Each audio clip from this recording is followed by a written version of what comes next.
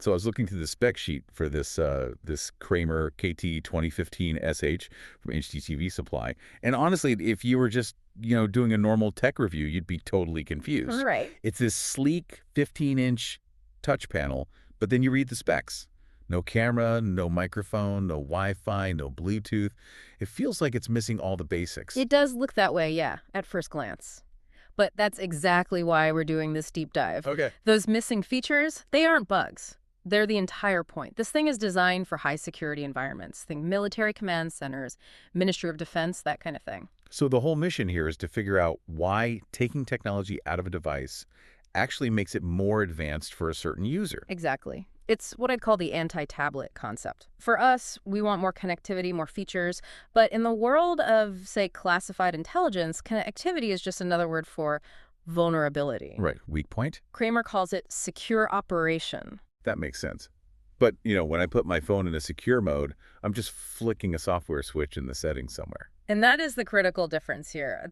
A software switch can be hacked. Malware can turn a microphone you think is off back on. Oh, wow. With the KT-2015SH, they remove the hardware itself. There is physically no microphone to record sound. There is no radio antenna to pick up a Wi-Fi signal. Okay, so that's a huge difference. You literally can't hack a component that doesn't exist. Precisely. It eliminates the radio frequency threat, the RF threat, completely. So if you're in a room discussing state secrets, you're not worried about a hot mic or someone in the parking lot trying to sniff your Wi-Fi. But does that make it, I don't know, frustrating to use? If it's that locked down, does it feel like using some old ATM from the 90s? You'd think so, but it's actually running very current software. It's on Android 13. Android 13, why would that even matter if it's completely offline? Well, it matters for the kind of control apps you can run on it and for security patches on the wired network. And it also means the user experience feels premium. It has a high-res 1920 by 1200 IPS display. Let's pause on that IPS. We hear that acronym all the time. What does it actually mean for the person using it? It stands for in-plane switching.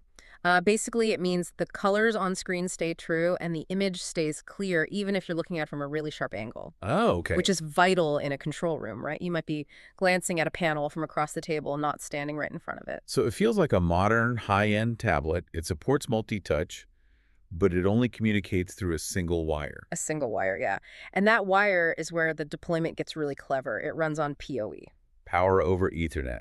I love PoE. Can you break that down for anyone who might just be used to normal power cords? Sure. So instead of needing a power cable that plugs into an outlet and then another cable for the network, PoE sends both power and data through one single Ethernet cable. Imagine a command center with 50 of these screens.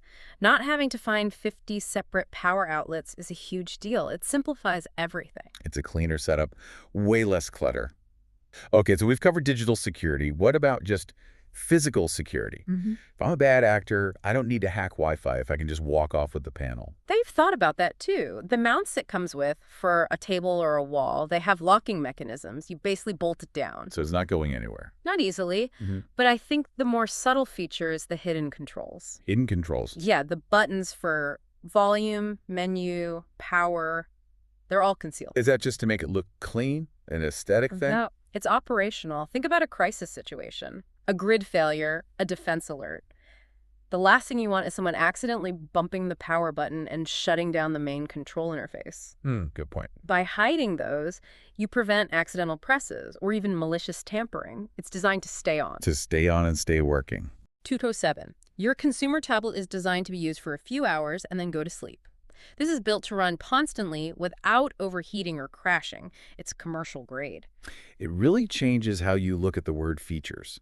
We always think more is better. This device argues that, no, better is doing one job perfectly and absolutely nothing else. That's the whole takeaway. It is security by subtraction. You remove the consumer fluff and you remove the consumer risk along with it. It's a pretty compelling idea. It definitely makes me look at the smart speaker on my desk a little differently now. It should.